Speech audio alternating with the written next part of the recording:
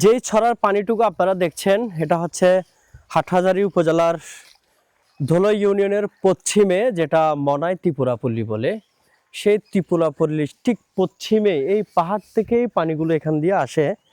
পানির পরিমাণ বেশি না, একেবারে আমার হাতে দেখা যাচ্ছে এখানে 1 ইঞ্চি পানি।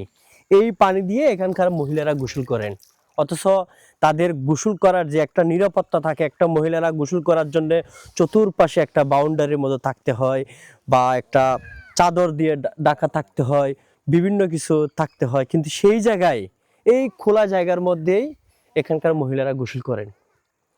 আশা করি এখানকার যারা প্রশাসন রয়েছেন, স্থানীয় জনপ্রতিনিধি রয়েছেন, এই আদিবাসী গ্রামের এই মনাই ত্রিপুরাপল্লী মহিলাদের জন্য মাত্র কয়েকটি যদি গোসলখানা করে দেওয়া হয়, তাদের এই খোলা আকাশের নিচে গোসল করা থেকে তারা মুক্তি পাবেন।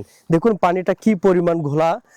আমি আগের ভিডিওতে দেখিয়েছিলাম এই যে ঘোলাকৃত পানি, পানির পরিমাণে এখানে 3 ইঞ্চি, এখানে 2 ইঞ্চি, আর এখানে 1 ইঞ্চি। এই অল্প পানির মধ্যে তারা গোসল করে।